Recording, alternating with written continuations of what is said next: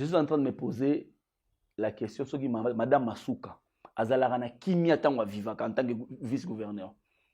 Aujourd'hui, gouverneur intérimaire, est-ce qu'Azana Kimia, avec tout ce qu'elle est en train de poser comme acte?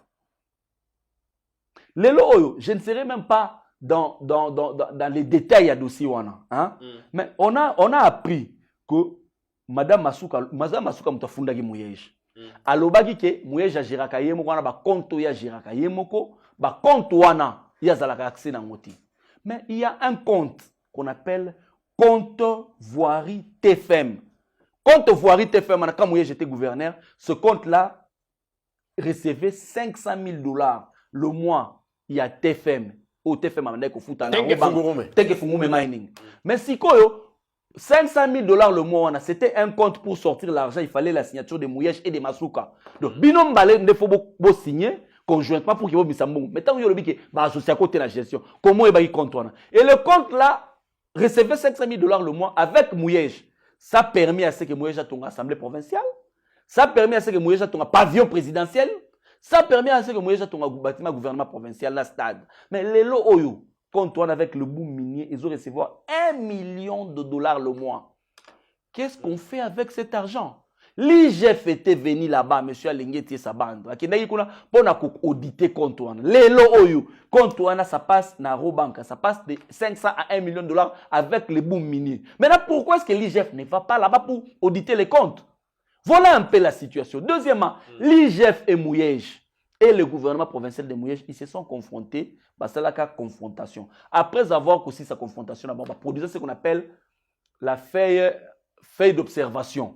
Et cette feuille d'observation, c'était une feuille d'observation définitive dont la recommandation phare était, on a demandé au gouvernement Mouyej de verser les éléments justificatifs de l'argent sorti du gouvernement provincial. Et parmi cet argent, l'Assemblée provinciale, les frais de fonctionnement qui percevaient l'Assemblée provinciale. Mais du moment où il n'y a pas un rapport définitif sur la question, comment se fait-il que en accusation? Et pire encore, c'est la même Assemblée provinciale qui a produit des preuves au le gouvernement provincial a déversé dans l'IGF, binonde botier sous gouverneur en accusation. Ceux qui vont soupçonner gouverneur de détournement, hein?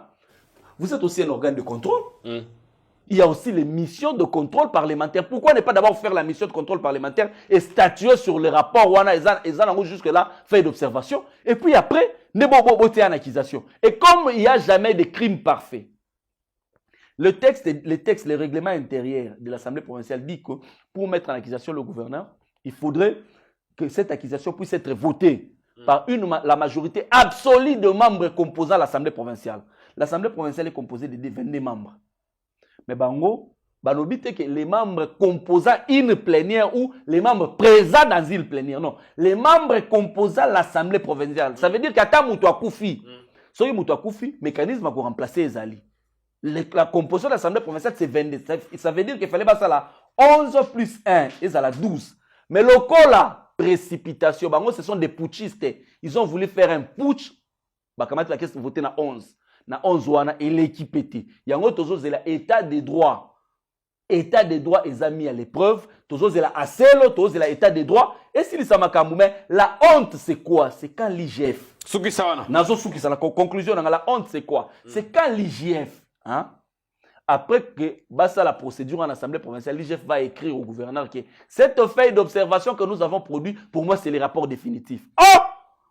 Pendant que la feuille d'observation est claire dedans, qu'il faut verser les faits, les pièces justificatives, après, on a sa confrontation pour produire un rapport définitif. Il n'y a pas de rapport définitif. C'est là où nous disons que Alengeti n'est pas à sa place. Moi, je pense que même Batoubenga, son adjoint, peut être un bon profil pour remplacer Alengeti. Alengeti a démontré son incompétence notoire dans cette gestion.